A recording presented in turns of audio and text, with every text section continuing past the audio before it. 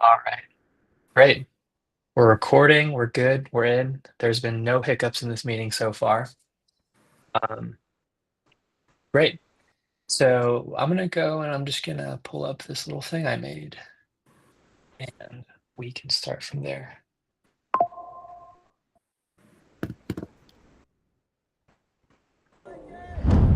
You guys got audio? 1912. Yeah. Second. Video?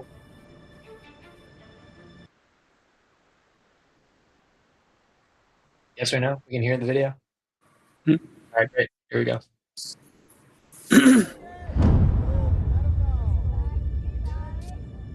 1912. Yeah. Second.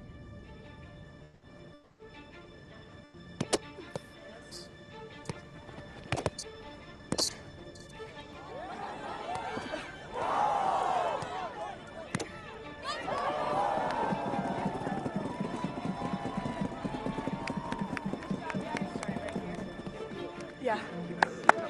Nice job. Yeah.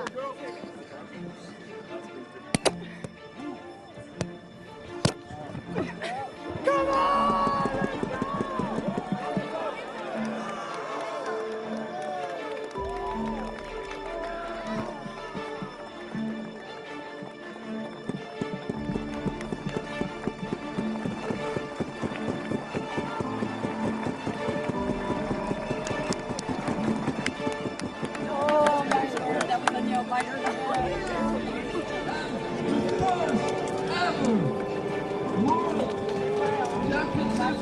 Winner in history. Give it up for Team USA!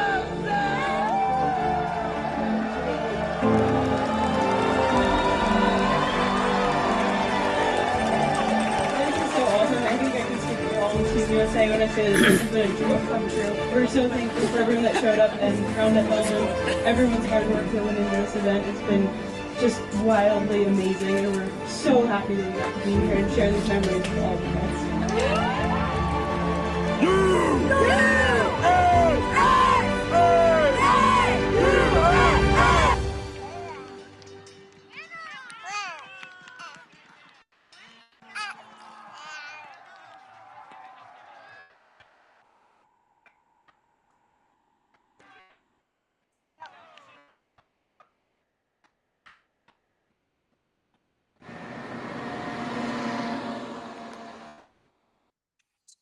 All right.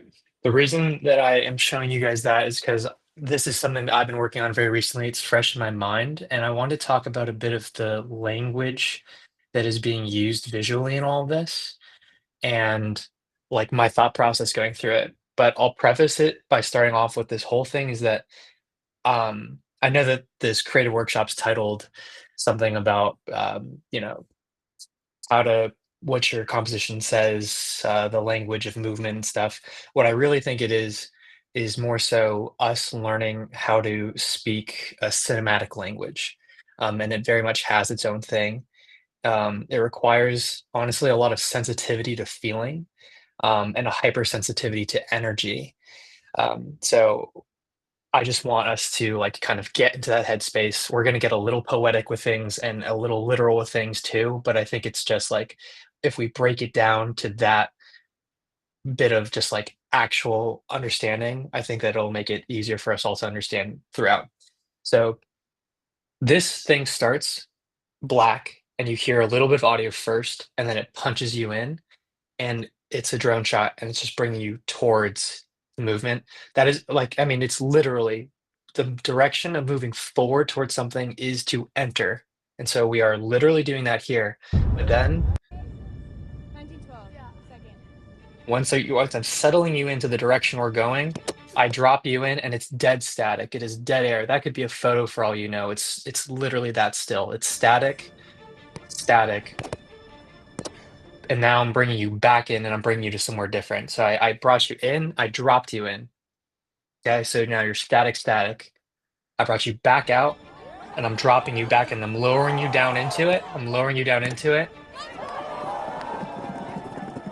And then you'll see it goes static, static again because that's where I want to drop you right into this moment. Yeah. and I don't want to influence feeling anymore. Like this was all shot one camera.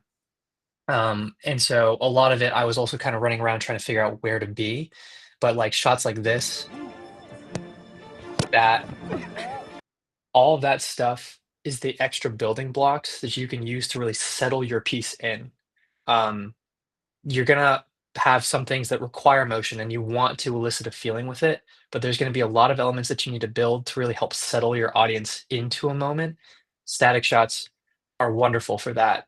Um, this is me sort of just starting out with a little bit of blitz. I'm gonna tell you what I didn't like that I did.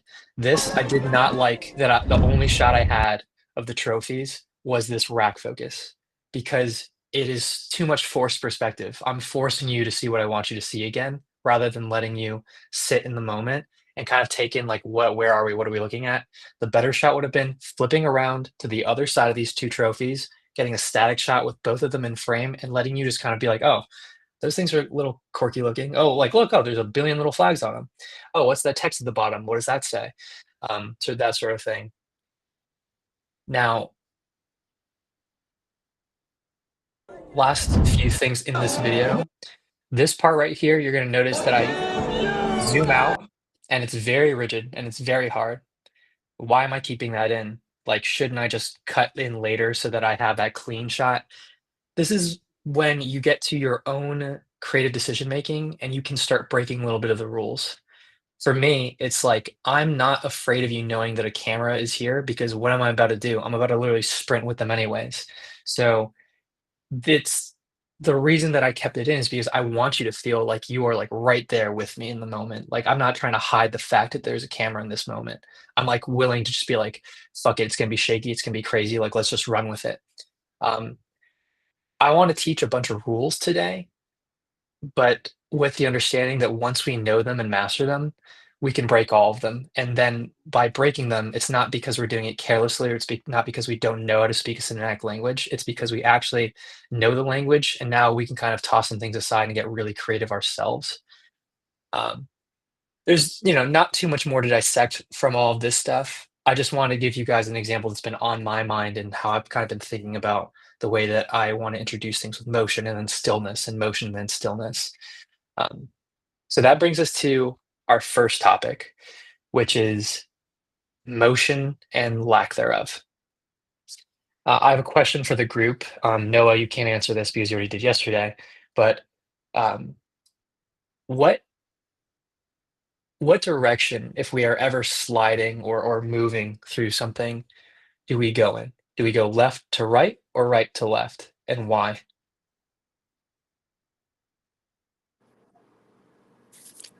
I mean, it'll probably be left to right because like that's the direction we read, so that's the way like our eyes and our brains naturally, I guess, would perceive the motion. Exactly. Yeah. So I learned this pretty early on, and it stuck with me my entire career. And something that always is a nice reminder to me is that I have a friend back home in Florida who doesn't believe in this concept. So he just will go left, like right to left, left to right, whatever. He does whatever it takes. And when you watch his stuff, it is so dysfunctional because it's like I feel, there's just something off that I'm not understanding about like my timing or my progression through the story. And you'll see that if you move, and it's not even a slide, if you have a still shot, let's say like a moundscape, a tree on a hill, and you have one character that's walking across the frame and they're walking from left to right, there's something so natural about the progression that we feel and perceive when something is moving from left to right because exactly it is the way we read, it's the way our brain processes. And then by knowing that, if you ever were to say want to go back into something, like let's say that we are in the middle of a game recap, right? And it's USC and we have this big moment, and then we want to go back in time to show what was spoken in the locker room before that. Imagine you had the wherewithal to be like, I'm going to cut back into this speech from the video, and you slide from right to left back into the locker room. That is kind of the language you can start speaking if you're like really thinking about it, where you're like, oh, like I'm bringing us back into something versus progressing the story. But general rule of thumb is that you will want to keep on moving yourself left to right through your piece. And that goes for motion, that goes for everything else. It's, it's up and down, like there's all those different things. But Left to right is the way that our brains can process the story is progressing. Um, Now let's talk about all the other options you have for motion. Some of these are going to be really obvious to you guys. Forward, backward, side to side. And then you've got your ability to tilt up, to tilt down, and what does each one say or do? Um, well, I think all that is so self-explanatory. We won't even need to go into that too much, but I want to talk about force perspective and what are you forcing your audience to feel? So let me give an example here. Say that you have a player in the locker room and they're crying, and you are on, let's say you're on a 24 to 70, you're at about 50 mil, and you've got a portrait of them right now. Are you going to push in, or are you going to stay completely static and kind of just like let that moment unfold? You're probably going to stay static and let that moment unfold because you like think about the idea of pushing in on someone going through that like emotional time. That is so cloying, and it is so, unless your point is to be a vulture into that emotion, it is so over the top and overdone, right? It's overcooked. What being static allows you to do is have power in everything else that's motion. It's the same concept as if you were to use regular motion a lot and then you go into slow motion rather than your whole video being slow-mo and regular, slow-mo, regular, you go back and forth with no distinguishable reason for why you're doing it. It's the same thing for motion in your video. The power of a static shot is based on how well you are using your motion throughout the rest of your video. If your motion's really random and you just follow people left and right and you're bouncing off, the ball's going down, they're doing a jumping jack, you're going up and down, maybe you're doing it because you just want to really encapsulate the energy, and that's fine. Like there's tons of ways to do this correctly. But when you're thinking about how impactful a static shot is, it's like imagine this intro was just like crazy action shot, crazy action shot, crazy action shot, crazy action shot, and then boom, static of the flags, and it's just a cloudy day. You can hit people with a static shot really hard if you are really conscious about the way your motion's going. I'm gonna give a real example from just one of the videos that has been made recently. Is you also are thinking about direction in your frame. Not all the time is it your camera that's moving, it's the people in your frame. So let's say that you've got people doing sleds from left to right, and you've got people running stadiums from right to left, and you cut those back and forth, you're going to get this whiplash effect, which is cool if that's what you're going for. But then if your next cut is people going up the stairs, all of a sudden you're going left to right to left, down and up. And so it's almost like this like, it's very jarring, but if you've got people sledding left to right, you have people sprinting, taking like the close-up of the shoe, taking off left to right, and then a face zooming past left to right, and you put all that together, all of a sudden you're moving us in all this one unison thing, and you're building upon, a real feeling then, and your audience isn't getting whiplashed around. Let's break from all that, and I just had this point that I wanted to make, and it's that all of you are effectively documentarians, like, whether you think or not, like, none of you like, sometimes Dom and myself and maybe like, sometimes we shoot stage stuff, sometimes we literally shoot narrative stuff, search still, whatever you wanna call it, but what we do day to day, the capture of real life, we are essentially documentarians. Um, but what's happened in the last 20 years with documentaries is that, like, documentaries used to be thought of as like, "Oh, you just give information, you could shoot it however you want, you just camcorder, you capture it, you edit it together, put some photos and Ken Burns, boom, you're done." But then Gyro Dreams of Sushi came out, and people realized that you can apply everything that is cinematic and beautiful about movies into documentaries. It's just, guess what? Way fucking harder because we're filming real life. We don't get to say, "Oh, can I put you over here?" And, "Oh, can we get the light over there?" You are dealing with your real situations, your natural light, and everything unfolds. So it requires you to be so much more anticipatory of everything and also hypersensitive to the emotion of things because you're not gonna be able to get the perfect take of someone giving that fiery speech. you have to start thinking about like where can you position yourself for that. So you guys are not videographers because you do more than just set up a camera on a tripod and click record and know how to do that and record some scratch audio. We're all not necessarily cinematographers because that requires a lot more of actual like planning, gridding out of lights. We are all this weird fusion in between, and there's not really a name for it, but what I'll call it is triple threat because that's what my mentor at CBS Sports called it, Tom Graney. He was like, "You're a triple threat, dude. You could write, you can shoot, and you can edit." And so that's the way that I kind of perceive what all of us do in this field is we're just triple threading the whole thing. We're doing that for every shoot we go on. So let me run us through a thought exercise. And it's pretty much like when we did the last workshop last week, we talked about how interviews or when you're out in the field shooting, you want to be able to start hearing in your head what's going to go with your shots, right? Another thing I want to apply to that, guys, is when you are shooting, I want you to think about your shots as words and sometimes full on sentences when it comes to writing. Like at the end of the day, I should be able to take any video you guys make, look at it, and if I were to write it, like literally write it as like a short story or a poem, it should translate. And if it doesn't, it's because it's too jibber jabbered up or there wasn't like something that like ran through it. So I wrote this example down. These are two different sentences, but they're very different. She stood she stood there very still in a white dress. That's sentence number one. Sentence number two, the ripples of white linen flowed down her shoulders like Roman marble. Her expression, tense, too, was like a statue. One's written way more poetically than another, right? But it's the same thing with shooting. If you shot a simple shot of someone standing still in a white dress, guess what the second sense is? It's someone that like got on the 7200 and took a shot down the dress of the ripples of the dress and then like frame something else that really allowed us to see more of her expression rather than let's just say a mid-wide shot static of someone standing still in a dress. Apply that to football, right?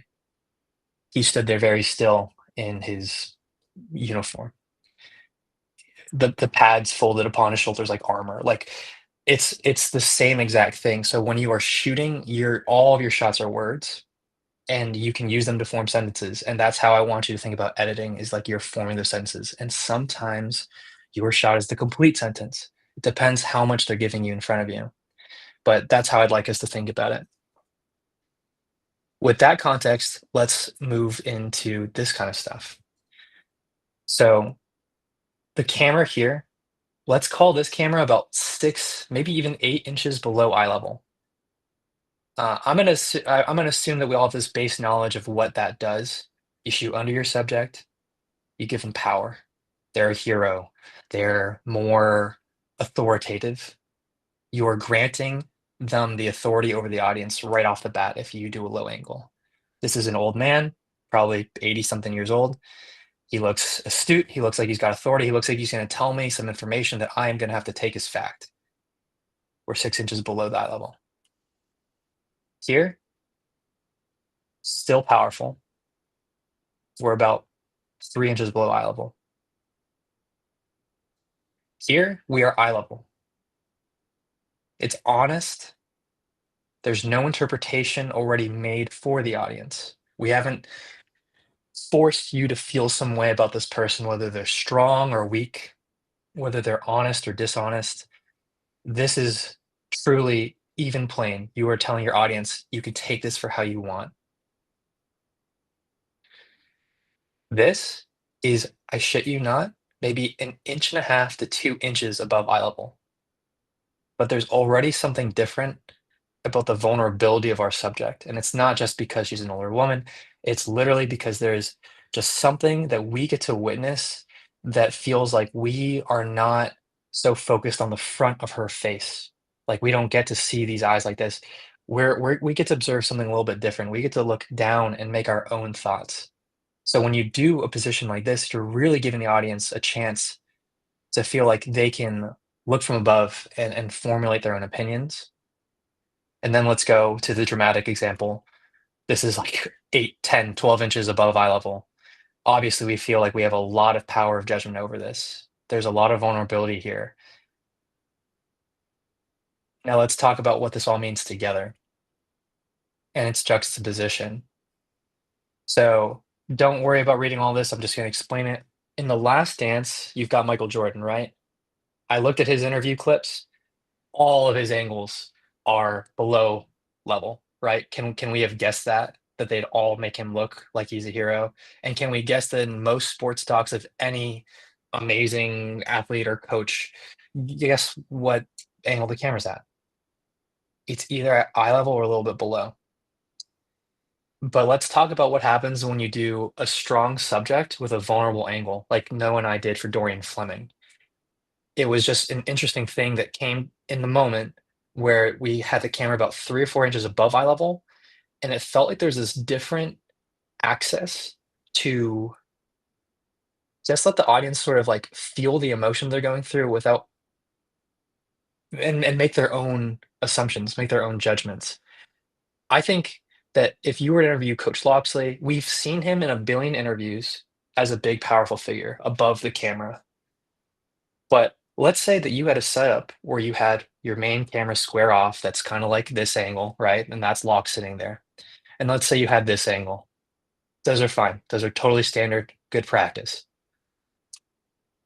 But you get to something like this with locks, or maybe even a little bit further up, that's leveraging access, like making a strong subject have a vulnerable angle. That's us leveraging our access. It's powerful for the viewer because they're not used to getting to feel like this person is vulnerable. And I'm not saying that we are trying to make Locke vulnerable. I'm saying that what if he gave us a line that was so emotional, so powerful, that maybe it was time to break through the seal a bit and see a vulnerable side? And really quickly, what if we did that with a meek subject? What if we did that with a weaker subject, but we gave them an angle of strength? I do this all the time when I interview kids. When I interview children, I will get on my knee and interview up to them because I want to give them the platform. I want to empower them because naturally, they might not say the most articulate things, but if you put them on that podium, you're giving strength to your speaker. Now let's go to this, which I find really interesting. Oh, this is to the meek subject that you make big, right? Or otherwise, it's a frail old man. But here he's got this gravitas. And so I think it's really cool when you think about how you can juxtapose things with the language of your like composition.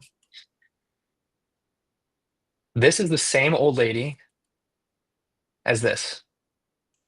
And I'm going to show you their whole interview setup.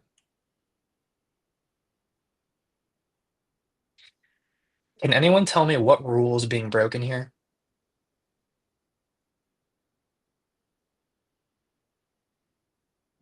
The 180 rule. A 180-degree rule. Exactly. This is an example of when you get good enough and you know your craft enough that the rules don't fucking matter. You look at her in the middle frame, and that's what we go back to. It's eye level and it's honest. You go back to the frame on over here, this frame right here.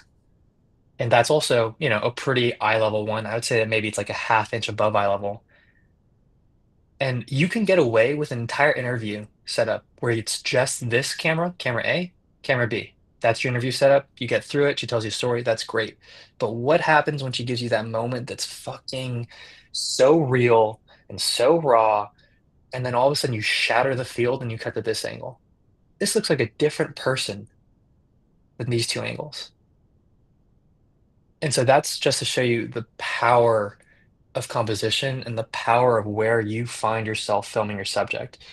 There's so many layers to what you can do with the camera in your hand and the decisions you can make. And I don't want you to get overwhelmed with it. I almost want it to come to you more naturally, but it's something that we all need to just like think about until it comes naturally. And I think that what we do is so rush and so run and gun that it's hard to make decisions on the fly. And it's why I say we're not videographers and we're not cinematographers. We're like something that requires even more skill. I think the skill it requires to capture sports in a meaningful way, to capture things that are not scripted and that move and can go very wrong or go very right in a meaningful way throughout an entire course of 3.5 hours, it requires a lot of intention and honestly a lot of internal like just feeling and poetry. Like you gotta have your own idea of like kind of the feeling that you're gonna be able to give your audience. So these are examples from interviews, but they apply across the board. If you're filming workouts, if you're filming fucking just B-roll in the apartment, like all this stuff, it stacks up to really inform us on how we should be thinking and feeling about the person that we're talking about.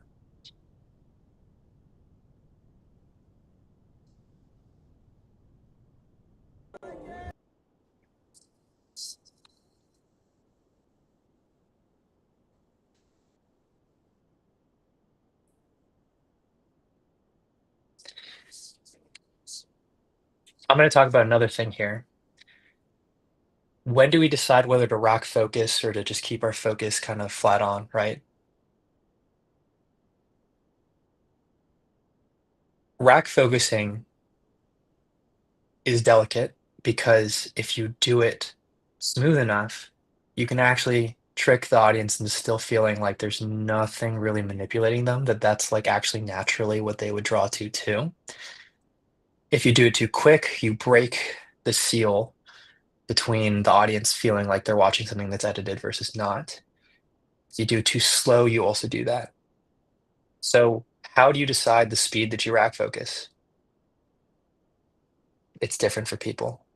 For me, and I would say that hopefully this is the answer that you guys take with you. I literally feel it. Like I feel it. I feel how fast that rack needs to be. If I'm in a moment that I know is going to be soft and sensitive, that's going to be a very, very gentle rack focus.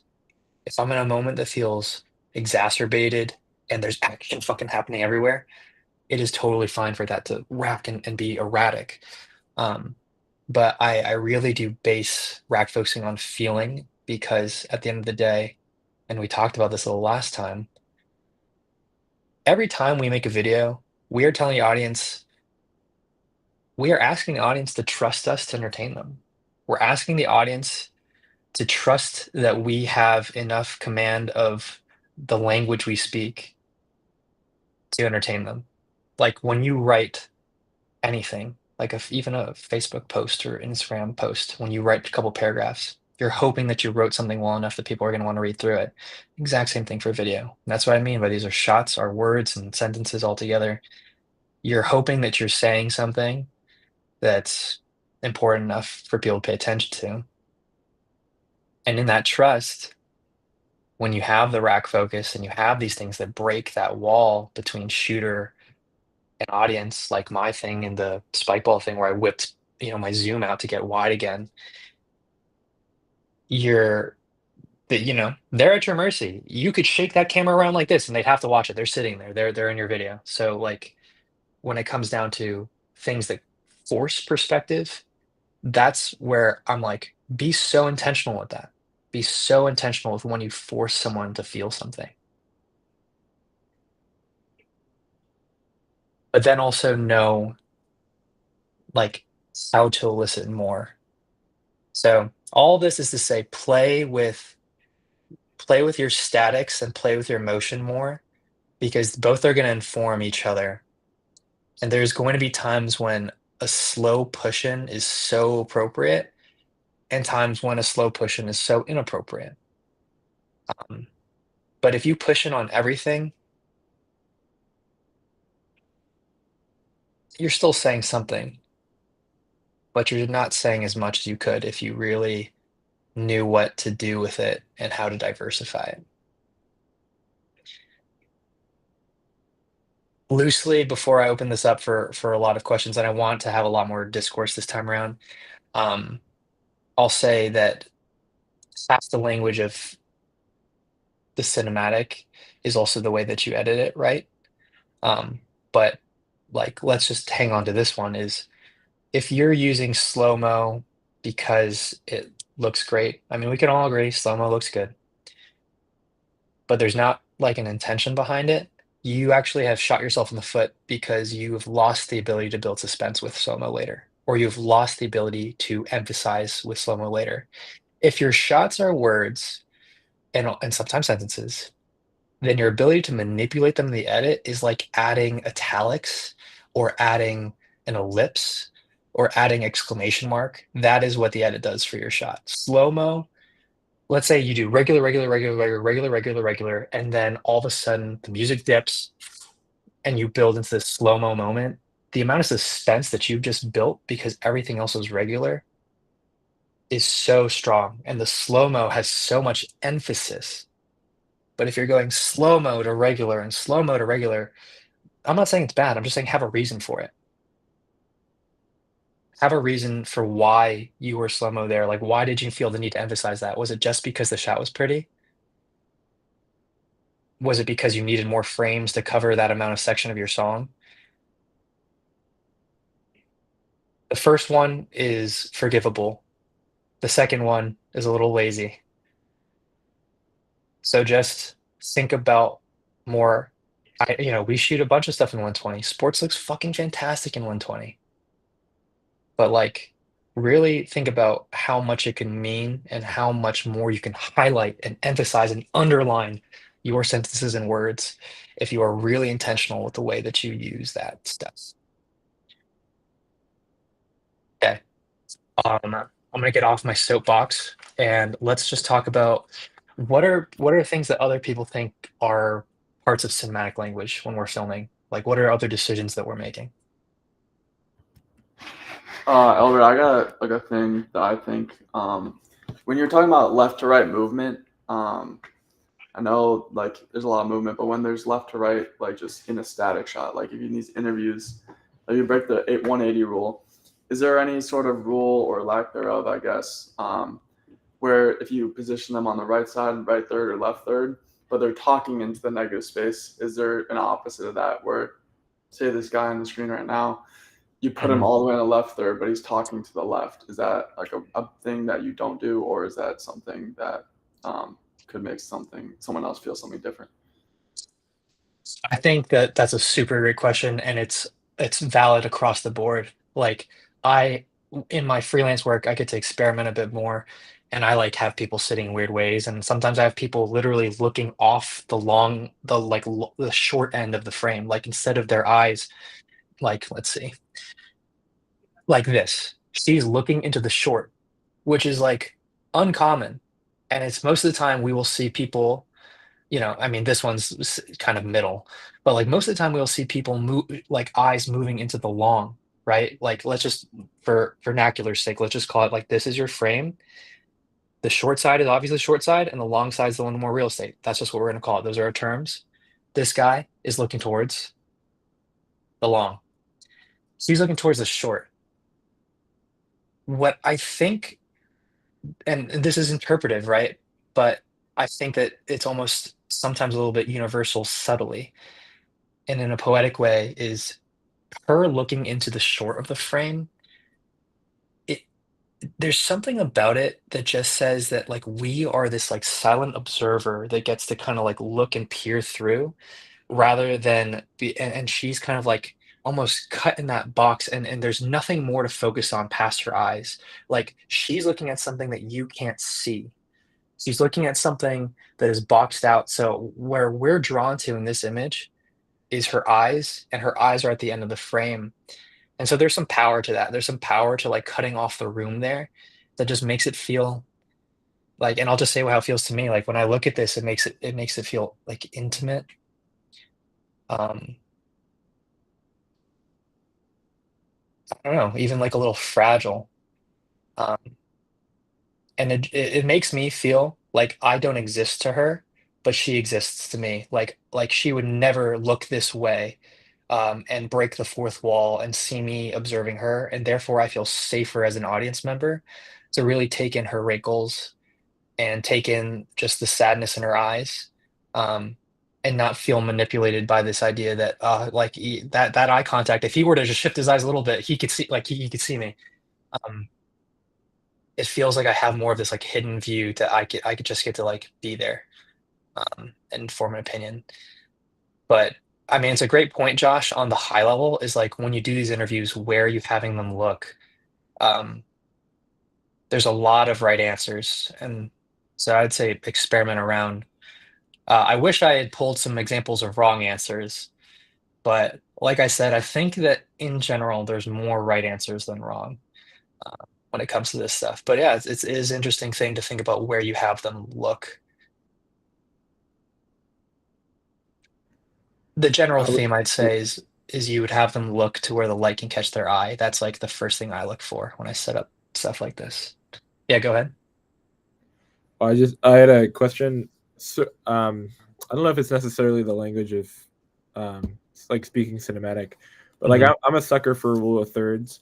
Hmm. But when we're working in both the 16 by 9, but also a 9 by 16, have you found sort of like a good workflow in terms of framing that feels really powerful in um, both formats, where you're sort of finding that balance of composition, but it works in both ways, almost like a not a cheat sheet, but like there a workaround for that, or is it just sort of trickier? Yeah. I mean, I'll leave this open for the whole group because I think we've all experienced this in different ways. And I know that we all have different opinions. Mine is that, I mean, guys, like movies are 16 by 9, or sometimes even like, even more widescreen. And when we film with these cameras, they're built for 16 by 9. So when you frame and you're thinking about rule of thirds and you're thinking about the golden ratio and the Fibonacci sequence, and if we don't know what that is, please put a hand up so we could talk about that. Um, but yes, you know, I compose for 16 by 9 because that's the art, that's the form that I'm gonna, at the end of the day, say that this is the product that I really intentionally made. And then, but it's not to say that if someone hired me to do a 9 by 16, I wouldn't just freaking flip the camera and just, tape the screen the way I needed to just focus on that and compose for that. But and then I'm using the exact same rules that you're talking about, the exact same rules. But yeah, my default, and like I'd love to hear from Dom and Josh and Noah on this, but my default is that I just film for 60 by 9 because that's the form that I feel like I am doing the most service as an artist. Yeah, I would agree with Albert on that. One thing I think about sometimes is what the end product is or what the goal for that piece is. So, like, if you know it's going to be a quick little 1 minute piece that you're interviewing in 16 by 9, but it's also going to go on Instagram, like, I would have it in the back of my mind a little bit that I need to make sure this is going to look nice in a 9 by 16 frame. I know some cameras you can get like the aspect ratios on your monitor, but otherwise I just go by like the center of the. If you're on the rule of thirds grid, just look at the center of the frame, and then maybe place them a little more towards the middle instead of on like directly on that third, so that way you can still get more of your background in it for the 9 by 16 version. But if it's like a longer form piece, I think it's fine to just post the 16 by 9s on Instagram. It might not take up as much of the screen, which might hurt your engagement a little bit. That's what Sam always says. But I think if it's meant to be 16 by 9, the way you're filming it and the way you compose it, like you can go to your social media person and say like the composition is this way because that's what like this is adding to the story in this way. Yeah. And if you have to do 9 by 16, you have to do it. But that's just kind of how I approach it. Mhm.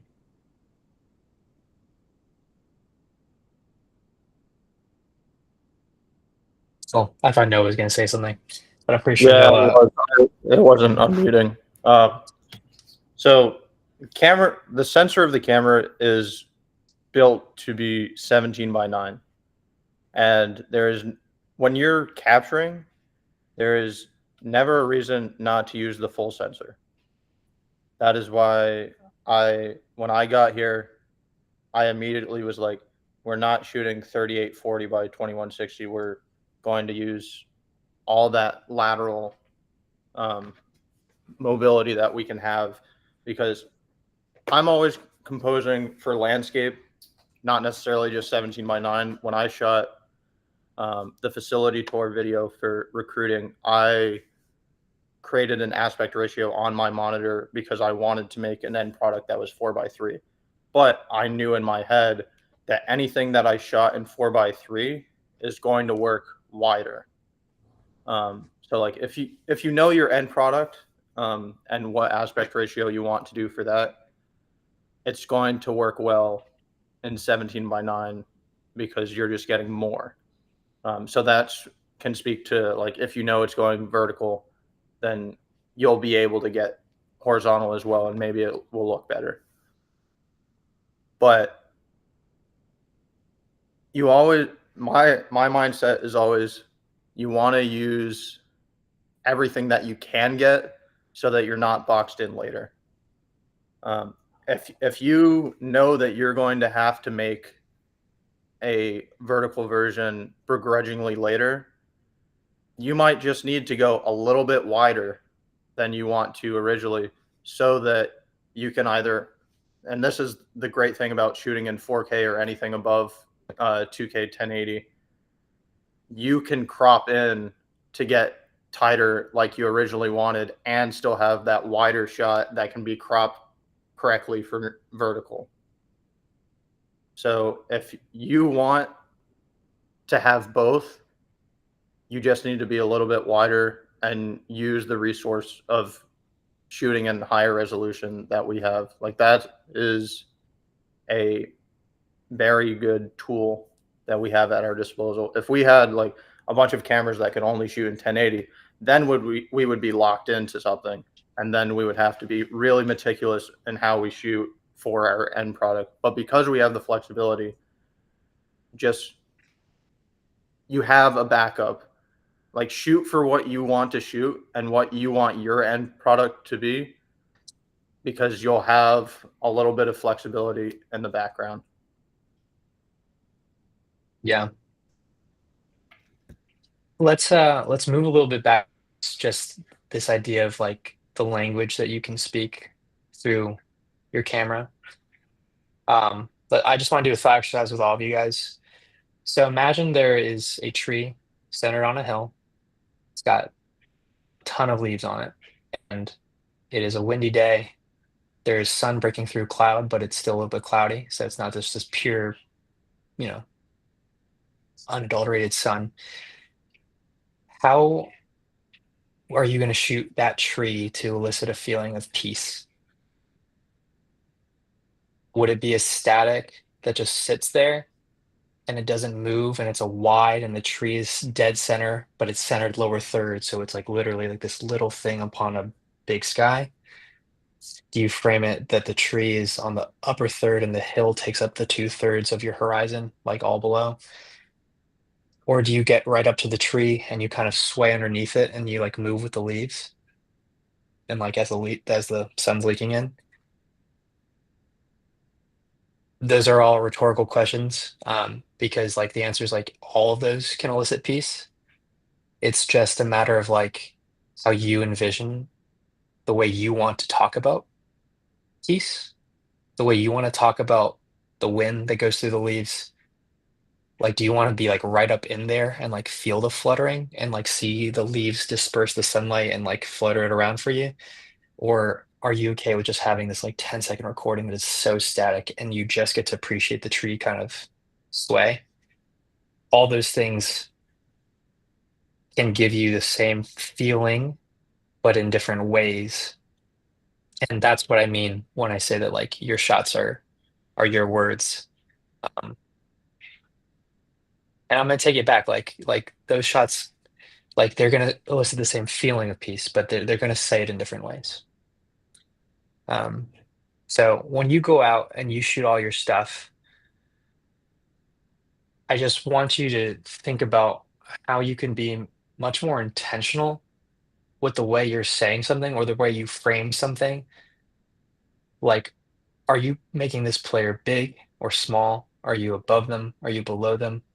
Is this an emotion that you need to amplify, or is this an emotion that's already happening so large on your camera that like your only job is to make sure that you capture it and let the audience feel it with an unadulterated thing, like without shakes, without focus going in and out, without uh, you know, any other sort of things that can shake them from just feeling what they're feeling? Or do you need, if they're praying and their eyes are closed, do you need to push in a little slowly and steadily so we feel like we are entering into their mind and feeling? Play with like all those things, ask all those questions in your head while you're shooting, and eventually you won't need to be asking them at all. You're just going to kind of have your answer because you're going to flow with the energy. But if you're ever wondering, like, oh, I'm really lost with what to do, I don't know if I should make this static or not, you're thinking about your end product and you're thinking about your audience. You're thinking about the energy that's in front of you. Like, if it's a big hype group of guys, you can dive right into there. Or if you're like, you know what's so freaking sick? The juxtaposition of all this energy, but I'm just super still. Like there's a power to that field storming where we're all there and we're getting hit all around and the camera's shaking and we're right there. And then there's a power to the wide that is just not moving at all and letting this crowd flood in around it. So just like figure out your language, like figure out the way that you like to tell your story, um, how punchy your words need to be, how subtle you're going to be with your details versus how in your face you're going to be with your details. So last week we compared the idea of shooting to visualizing the sound in your head. This week we are saying when you shoot, think about it like you're writing. That's kind of the metaphors we're playing with. We're like 5 minutes over, but I'm like glad to keep this going for 10 minutes just for us all to kind of talk a bit. So like any questions, other points that people have, other thoughts, and like let's just sprawl that all out.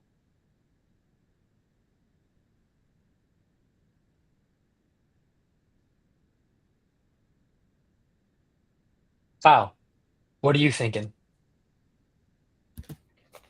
Well, I really, I don't know. I mean that, I think that's having like static shots. I before like this past year, I like barely shot any static shots, or like I didn't even like once I saw your stuff and I saw all the static stuff. Like I feel like I really like appreciated like what was going on because I feel like once people have camera movements a lot in it, you're more focused on how that's impacting you and what you're like looking at because I mean like what you said with the trees, like I feel like when you were asking like which angle would be the best or like which perspective, I mean I feel like personally the static would be the best because you're solely like you're like tunnel vision onto the leaves, like there's nothing else for you to focus on like with the camera movement or anything. But I really liked what you said about how that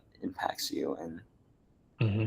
like what the like I guess like the details that you can focus on more rather than just like camera movements, like moving it or like yeah. Yeah. Yeah. Statics empower your moving shots. Your moving shots empower your statics. But if all your shots are moving, you only get to speak a certain type of language. If all your shots are slow mo, you're only getting to feel a certain type of way. Um, so maybe another point of this is just have variety. Have variety in the sentences you form and the adjectives you give yourself to use. Chris, any questions? Any thoughts? I was more just kind of thinking about like I know we don't do it for football just because we have like a huge team of everybody helping, but more like when you're Hmm. out on like solo shoots, it's like almost that much more important to kind of like have that variety to make it feel like you're not the only shooter there. So just like any like I don't know thoughts like around that where it's just like kind of diversification of like angles. Like I know like moving around between quarters and stuff can help with like that, but anything like over that. Yeah, I'll say it how I told Vincent this week because he had this thing for the Smithsonian that just some like freelance stuff, and it came out really well. Is when you walk into a room, like say like you came into my office right now, are you going to be looking at me the whole time and just scanning around my eyes and just hanging there? No, you're probably going to notice, oh, like look at that lamp. You're probably going to notice, oh, Albert's got a fruit cup that's half eaten, and then like all this shit sprawled out on his desk. And then you're going to be looking at me, but that's the way your eyes are going to be diverting. That's the way you're going to be thinking about it. It's like the same thing when you enter a scene, like or enter any space that you're shooting. It's like what draws you naturally, because that's who you are as a storyteller. What draws you? You might not have looked at the fruit cup. You might have just looked at the lamp the whole time because it's got this cool turtle, and you're really into the terrapins or something. But like when you enter a space, it's like, what are you observing naturally? That's what you need to shoot. Like, oh, you enter a space and the captain is giving like a rah speech. Oh, okay, cool. Like let's capture all of that. But then I'm like, oh, what are like all the natural things that can color this in and bring me into the moment? Those are all your details. Those are and sometimes the details could be a little like rack focusy, a little static. It's all like translating your thinking to the film. And like that's my favorite thing about this art that we do. It's like I played piano, I drew, but I never was able to find an art that like felt so encapsulating of like a feeling other than film because you can just do it so literally. Like the way that you cut and the shots you select and the way you shoot them can so literally show the audience how you see the world. Um, so to your thing of your one shooter, how do you do the work of three? It all happens in your cutaways and your establishers for me. Like I get somewhere and if I need to jump in, I'm gonna jump in with the subject and the meat of what I'm there for the shoot.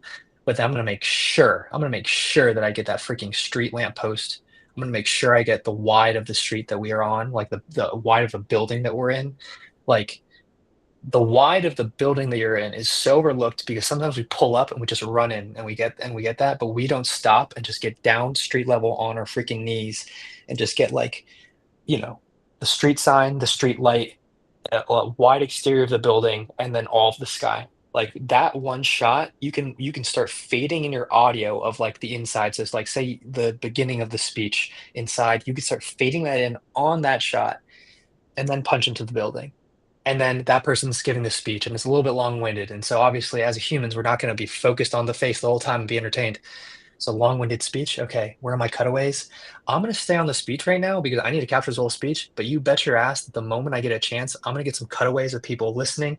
They weren't even listening to that speech. They're listening to something else. But I'm gonna use that cutaway, movie magic, as as if they were listening to that speech. I'm gonna use the reflection of the group all standing in a huddle in the trophy case in that speech. Like I'm like thinking about the whole time I'm filming the interview, I'm like listening, and thinking about okay, what cutaways do I need? Oh fuck, they said a really good line. Hopefully I can get a cutaway of someone like nodding their head. Film. Oh shit, they nodded their head. Perfect. That's how you can cover trying to make yourself seem like you're more than one shooter because at the end of the day, I think everything that we all get asked to do and weddings are boot camp for this, is like we're literally asked to make something as if we had like three shooters there. Um, so a fun line that I like to always think of is like I want us all to shoot with the strength of three shooters. Like I want people to feel like no way you're the only person there shooting. Yeah. And I covered all those detail shots. You wouldn't have even thought of that. Like you would, like you're thinking about, oh, you would have just had to stay on the subject the whole time, right? Because you had that moment where that thing happened and you're recording right on it. Yeah, but with my other time, I built all this other bricks that I can lay around that moment and to transition out of that moment. I can add a little bit to that. Um, in terms of like more of a technical thing that I do when I'm shooting, especially like for example, when I was on the road with women's basketball last year, I was there by myself. We have like a shoot around that's usually at the gym that we're playing at, and then obviously the game. So I would go into shoot around knowing what I needed to capture for like the team's sake, like the speech before practice or any interactions with players that are doing special things. But then I would always make sure I get three wide shots, three medium shots, three tight shots.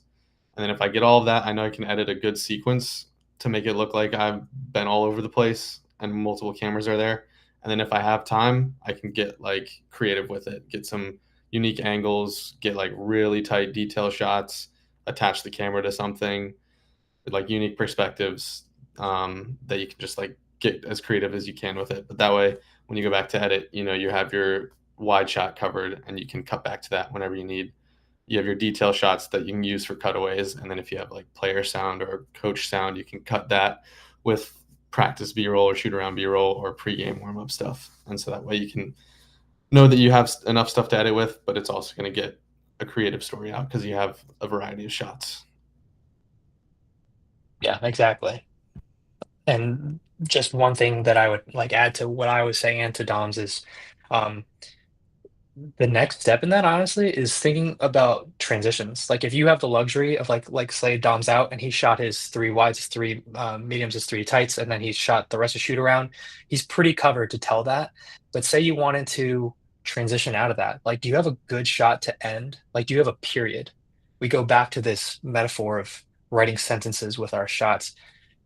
Do you have a good period to end your thing? Is it the shot of the moon after the stadium emptied out after a game? Is that your period?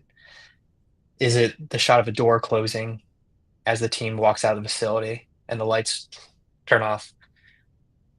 All that stuff is super, super important because that shot not only ends your scene if you're just going to export it as that, boom, here's 30-second thing, boosts the social, makes this whole thing have a nice tight knit end. But if you were making a longer thing, that door closing,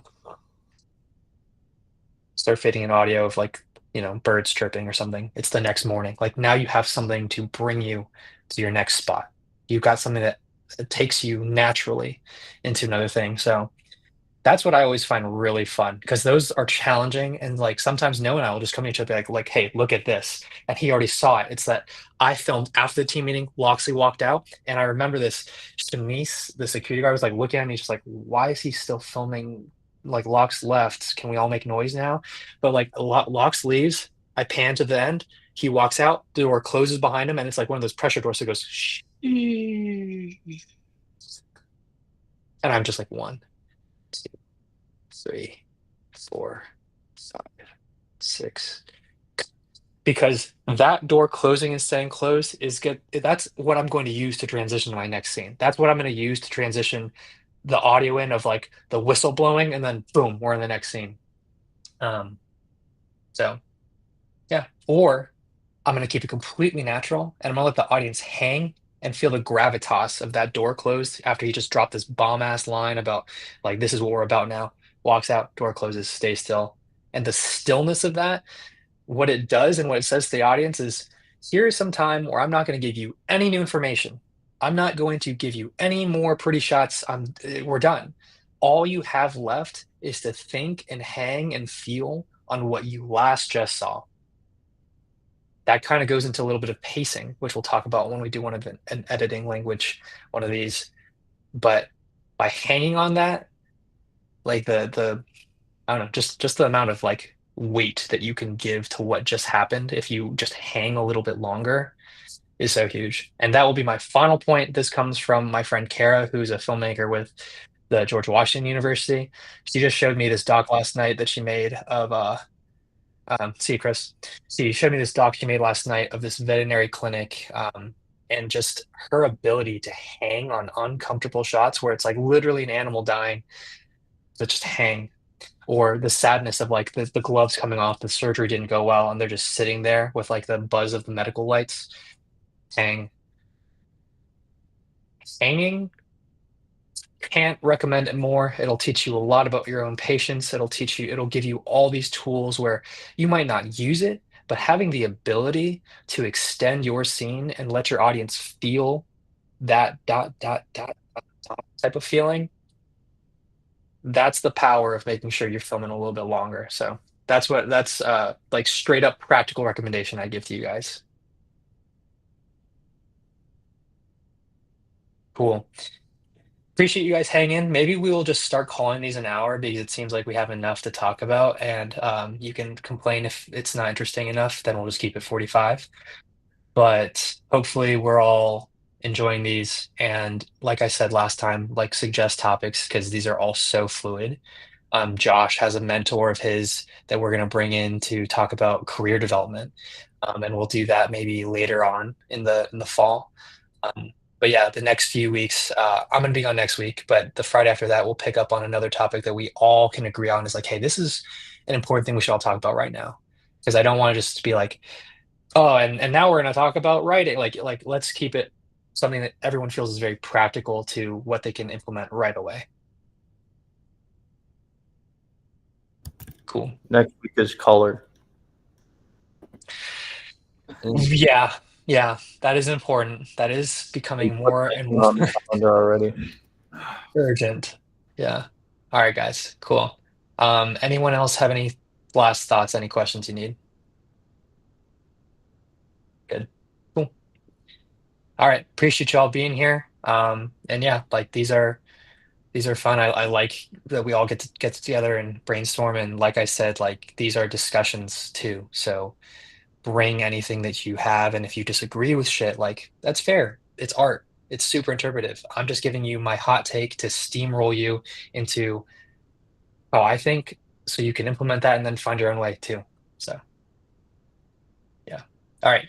Peace out, everyone. Thank you. Thank you. See us. Bye bye. Bye bye.